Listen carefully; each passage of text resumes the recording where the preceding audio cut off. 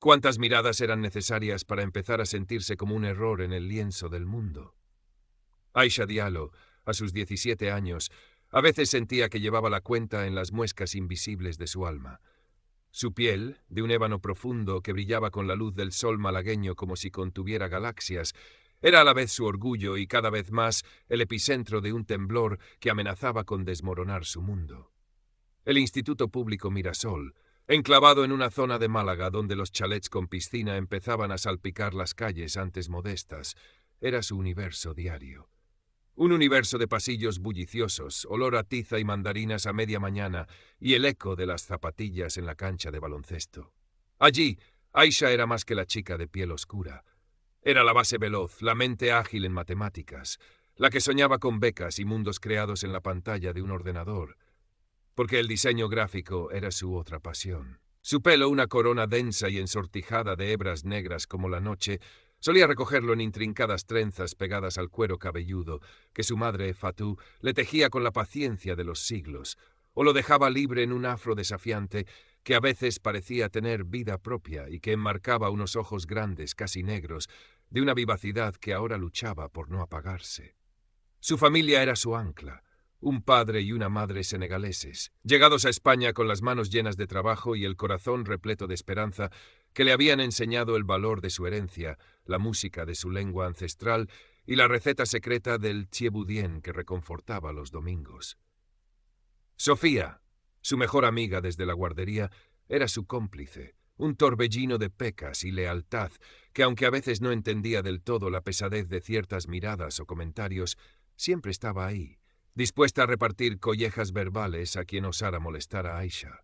Pero en ese mismo universo existía Borja Iglesias. 18 años, el heredero de alguna constructora local, rubio, ojos azules como el Mediterráneo en un día despejado, y una arrogancia que se extendía como una mancha de aceite. Borja no caminaba, desfilaba, siempre rodeado de su séquito de rémoras que reían sus gracias sin gracia.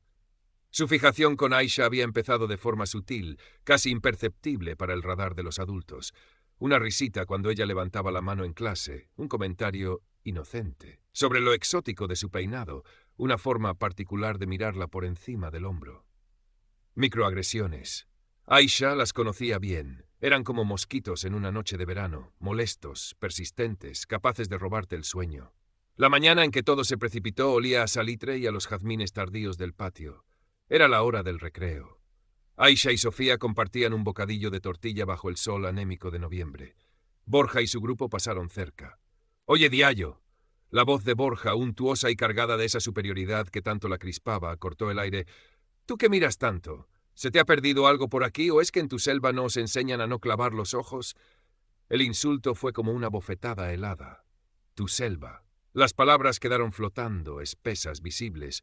Las risas de los amigos de Borja fueron el eco. Aisha sintió la sangre subirle a las mejillas, un calor que contrastaba con el frío que se le instaló en el estómago. Sofía saltó. «¿Pero tú de qué vas, gilipollas? Pídele perdón ahora mismo». Borja ni la miró. Sus ojos azules, fríos, se clavaron en Aisha. «Uy, la leona ha saltado a defender a la panterita. ¡Qué monas!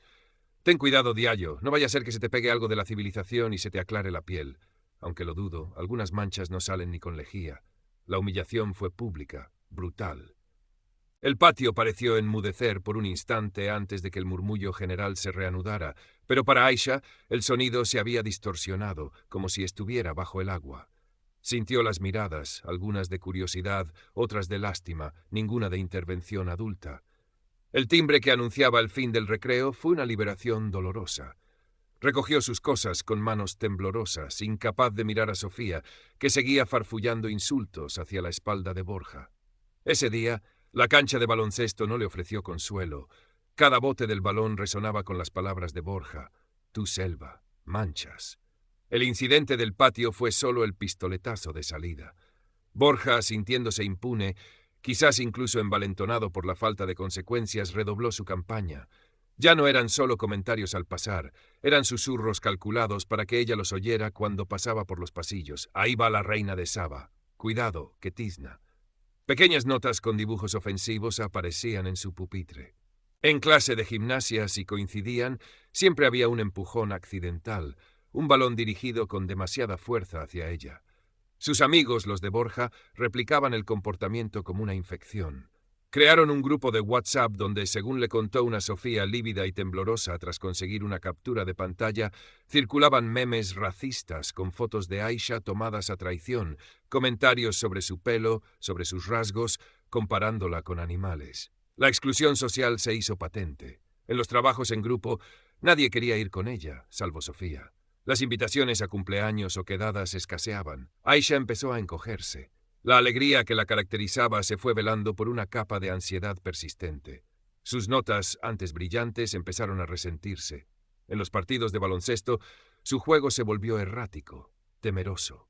Las noches se poblaron de insomnio y de las caras sonrientes y crueles de Borja y su pandilla. Habló con Sofía, quien, a pesar de su lealtad inquebrantable, no sabía cómo ayudarla más allá de ofrecerle un hombro donde llorar y prometerle que le partiría la cara a Borja, una solución que Aisha sabía que solo empeoraría las cosas. Las conversaciones con su madre eran su único refugio real. Fatou la escuchaba con una calma serena, sus manos fuertes y suaves acariciando su pelo mientras Aisha sollozaba. «Hija mía», le decía con su voz grave y musical, «el veneno que ellos escupen no te pertenece. Nació en sus corazones feos, no en tu piel hermosa. Tu piel cuenta la historia del sol, de la tierra fértil, de la fuerza de nuestros antepasados. No dejes que la ignorancia de unos pocos te haga olvidar quién eres». Las palabras de su madre eran un bálsamo, pero el dolor seguía ahí, una espina clavada. Le aconsejó hablar con algún profesor, con la dirección del instituto. Fatou conocía el racismo, lo había vivido de otras formas, más adultas, más sistémicas quizás, pero el dolor de una hija era una herida propia. Con el corazón encogido, Aisha decidió hablar con el señor Pérez, su tutor y profesor de historia, un hombre de unos 50 años, generalmente afable, con fama de comprensivo. Lo abordó después de clase, en el aula vacía que olía a polvo de tiza y libros viejos. «Señor Pérez, ¿puedo hablar con usted un momento? Es sobre Borja Iglesias». Le contó, con la voz entrecortada al principio, luego con una urgencia creciente, los comentarios, las burlas, la exclusión. Le enseñó con manos temblorosas la captura de pantalla del grupo de WhatsApp que Sofía había conseguido. La reacción del señor Pérez fue un jarro de agua fría. Escuchó con el ceño fruncido, asintiendo de vez en cuando, pero sus ojos grises parecían distantes. «Aisha», dijo finalmente con un suspiro que pareció arrastrar todo el peso del mundo, o quizás solo su propia incomodidad. «Entiendo que te sientas mal. Pero Borja, bueno, Borja es así. Un poco bocazas, un poco, ya sabes, de familia bien, se cree con derecho a todo. Son cosas de críos, de roces de la edad. No creo que lo haga con mala intención de verdad». Aisha lo miró, incrédula.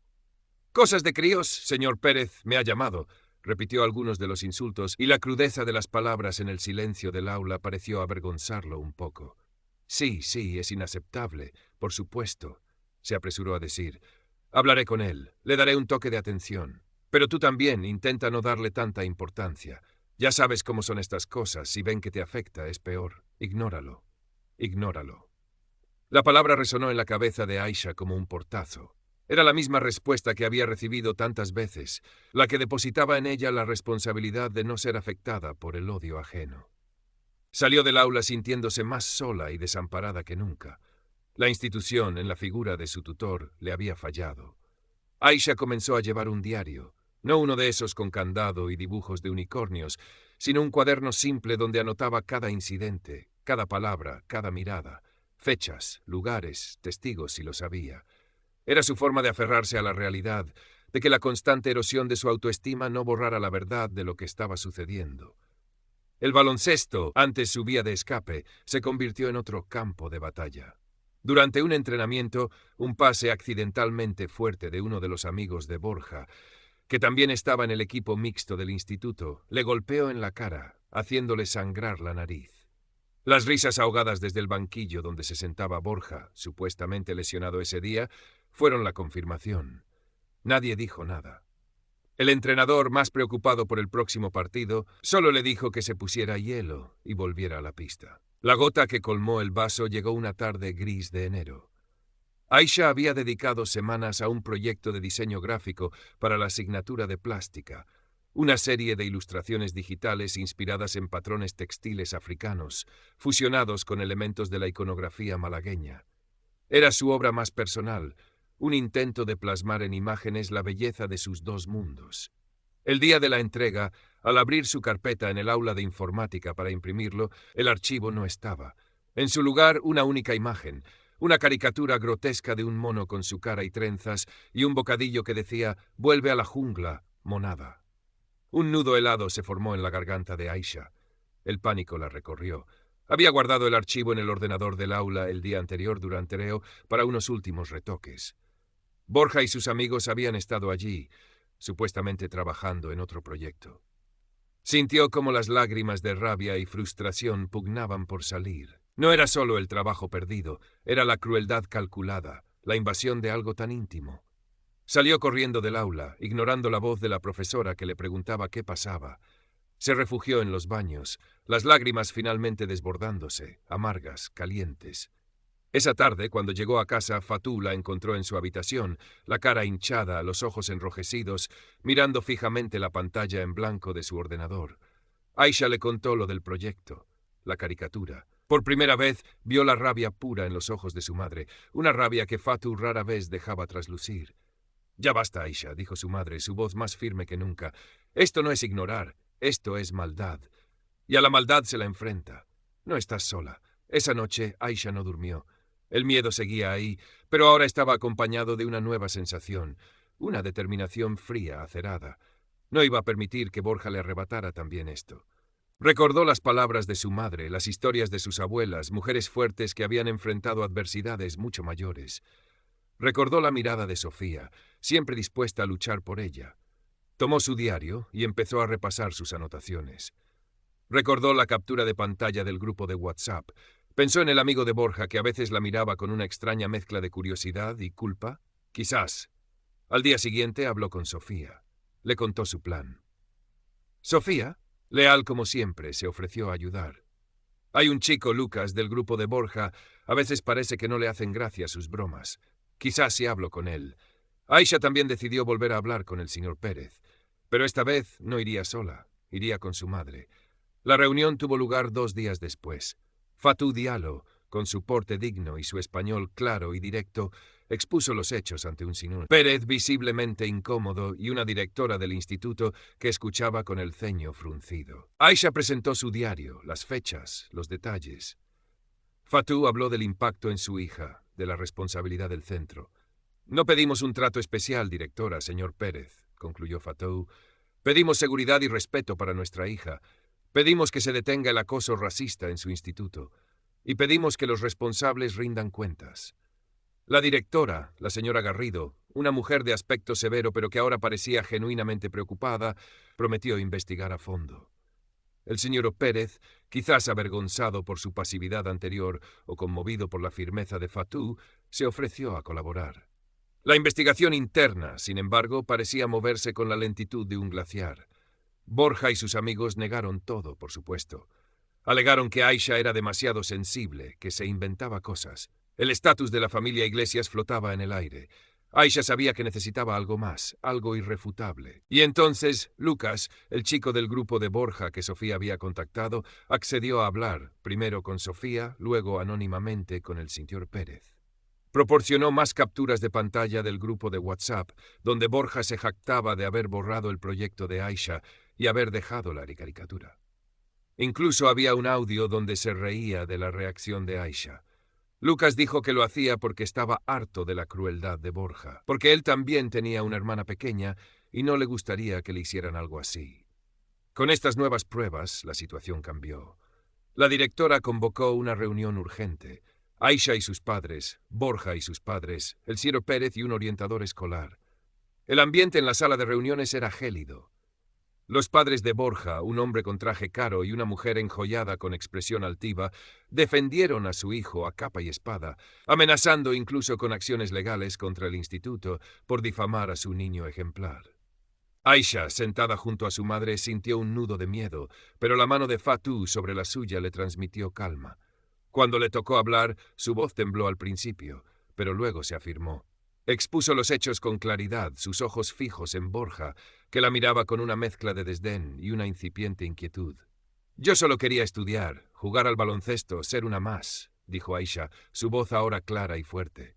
«Pero tú, Borja, decidiste que mi color de piel te daba derecho a humillarme, a intentar romperme». Entonces el señor Pérez, con una resolución que sorprendió a todos, especialmente a Aisha, pidió permiso para reproducir el audio que Lucas había proporcionado.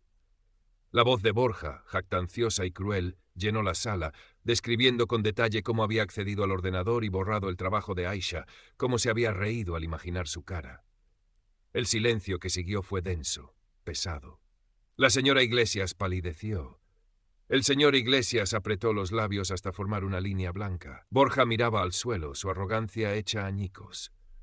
La directora Garrido tomó la palabra. Su voz era firme, sin concesiones. Anunció la suspensión inmediata de Borja por un periodo de 3 meses, la obligación de asistir a un programa de sensibilización sobre diversidad y respeto, y una disculpa formal por escrito a Aisha.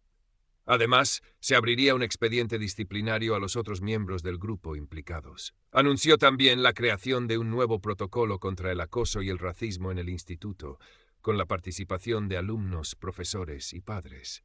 Los Iglesias protestaron, amenazaron, pero las pruebas eran abrumadoras. Se marcharon de la reunión con la rabia pintada en el rostro, arrastrando a un Borja desencajado. Cuando salieron del despacho, Aisha sintió como si le hubieran quitado un peso enorme de encima.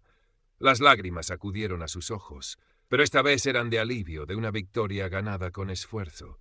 Su madre la abrazó con fuerza. Sofía, que la esperaba fuera, chilló de alegría. El señor Pérez le dedicó una sonrisa cansada pero genuina. «Lo has hecho muy bien, Aisha. Estoy orgulloso de ti, y lamento no haber actuado antes. Los siguientes meses no fueron fáciles. Hubo miradas, susurros. Algunos defendían a Borja, otros simplemente preferían no involucrarse. Pero algo había cambiado. Aisha ya no caminaba encogida. Llevaba su afro con orgullo, sus trenzas como una corona. Volvió a destacar en el baloncesto, su juego imbuido de una nueva confianza. Su proyecto de diseño, rehecho con más pasión aún, recibió la máxima calificación y elogios especiales. El instituto lentamente empezó a hablar más abiertamente